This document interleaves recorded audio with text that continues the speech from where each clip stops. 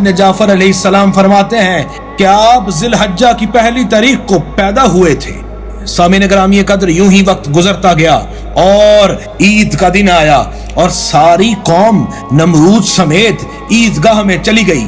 آزر نے ابراہیم علیہ السلام کو بھی لے جانا چاہا مگر انہوں نے جانے سے انکار کر دیا، تو آزر نے اپنے بت خانے کی حفاظت کا ذمہ ابراہیم علیہ السلام کو دیا اور عیدگاہ میں چلا گیا۔ آپ بت خانے کے اندر گئے اور تمام بت توڑ ڈالے اور کلہاڑی سردار بت کے گردن میں ڈال دی۔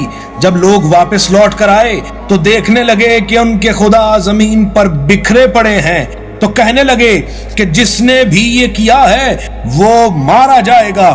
تو ان میں سے ایک بولا کہ آزر کے گھر ایک لڑکا ابراہیم ہے، یہ ہو نہ ہو یہ اسی کا کام ہے۔ نمرود نے آزر کو بلایا اور کہنے لگا تو نے میرے ساتھ خیانت کی ہے اور مجھ سے اسے چھپا کر رکھا ہے۔ تو آزر کہنے لگا اس میں میرا کوئی قصور نہیں مگر اس کی ماں کا قصور ہے۔ نمرود نے ان کی والدہ کو دربار میں بلایا۔ وہ کہنے لگی کہ میں نے یہ کام تیری رعایا کی بھلائی کے لیے کیا ہے، کیونکہ تو سب کے بیٹوں کو مار ڈالتا ہے، اور اگر یہ وہی لڑکا ہوا کہ جس کے پیدا ہونے کا تجھے خوف تھا تو اسے مار ڈالے اور ساری رعایا کے بیٹوں کو بخش دے، لیکن اگر یہ وہ نہ ہوا تو مجھے میرا بیٹا صحیح اور سلامت مل جائے گا۔ نمرود کو یہ جواب ٹھیک لگا اور حضرت ابراہیم علیہ السلام سے کہنے لگا بتوں کو کس نے توڑا ہے؟ تو وہ کہنے لگے کہ بڑے بت سے پوچھ لو، یہ اسی کا کام ہوگا، ہاں مگر اگر وہ بولنے لگے تو۔ نمرود نے اپنی قوم سے مشورہ کیا تو اس کی قوم کہنے لگی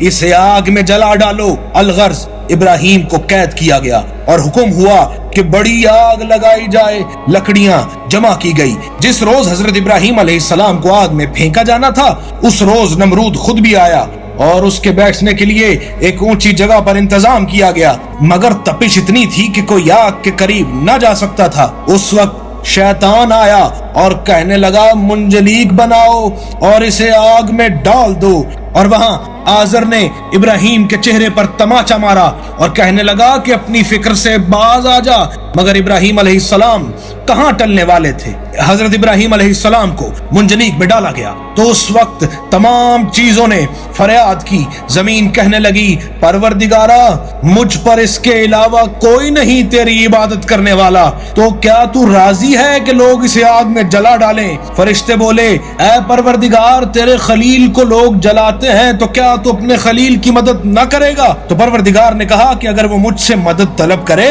تو میں ضرور اس کی مدد کروں گا۔ یہاں آپ منجنیق سے جدا ہوئے تو وہاں جبرائیل نے ہوا میں آپ سے ملاقات کی اور کہنے لگے مجھ سے کوئی حاجت ہے تو طلب کرو۔ تو ابراہیم علیہ السلام کہنے لگے تجھ سے مجھے کوئی حاجت نہیں ہے، ہاں مگر پروردگار سے ضرور ہے۔ جبرائیل نے اس وقت حضرت ابراہیم علیہ السلام کو ایک انگوٹھی دی اور اللہ نے آگ پر وحی کی کہ سرد ہو جا، اور اس میں اس قدر سردی ہوئی کہ ابراہیم کے دانت بجنے لگے، اور پروردگار نے کہا سلام علی ابراہیم، اے ابراہیم تجھ پر ہمارا سلام۔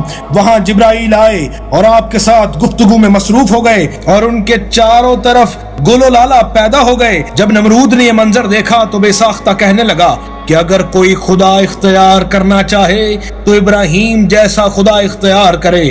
پھر حضرت ابراہیم علیہ السلام کو بلا کر یہ پوچھنے لگا کہ تیرا خدا کون ہے؟ تو ابراہیم نے کہا وہی جو زندہ کرتا ہے اور وہی جو موت دیتا ہے۔ اس پر نمرود ہنسنے لگا اور کہنے لگا کہ زندگی اور موت پر تو میں نمرود بھی حاکم ہوں۔ اس نے زندان سے 2 قیدیوں کو بلایا، ایک قیدی جسے کل سزائے موت ہونے والی تھی اسے آزاد کیا، اور جسے کل آزادی ملنے والی تھی اسے قتل کیا، اور ابراہیم علیہ السلام کو کہنے لگا ایک کو میں نے زندگی بخشی، ایک کو میں نے موت بخشی۔ اس پر حضرت ابراہیم علیہ السلام کو جلال آیا اور کہنے لگے میرا پروردگار مشرق سے سورج طلوع کرتا ہے، اگر تو خدا ہے تو مغرب سے سورج طلوع کر کے دکھا۔ اور اس طرح نمرود ذلیل اور رسوا ہوا اور ابراہیم علیہ السلام وہاں سے چلے گئے۔ تو ایک دن اس نے بہت اونچا مینار بنوایا اور کہنے لگا کہ میں ابراہیم علیہ السلام کے خدا کو قتل کر ڈالوں گا، اور اس مینار پر چڑھا اور ہوا میں تیر چلایا۔ اللہ نے اس تیر پر ایک مچھلی لگا کر واپس بھیجا، اور اس نے شور مچایا کہ میں نے ابراہیم علیہ السلام کے خدا کو قتل کر ڈالا۔ اسی اسنا میں ایک لنگڑا مچھر اس کے ناک کے ذریعے اس کے سر تک پہنچا اور اس مچھر نے نمرود کو پاگل کر دیا اور اسی وجہ سے نمرود کچھ ہی عرصے بعد مر گیا۔ نمرود کے مر جانے کے بعد ابراہیم علیہ السلام نے اس بستی کو چھوڑا اور پوری دنیا میں دین حق کی تبلیغ کے لیے نکل گئے۔ نمرود کے مر جانے کے بعد جب حضرت ابراہیم علیہ السلام دین خدا کی تبلیغ کے لیے دنیا میں نکلے تو آپ نے شام میں قیام کیا۔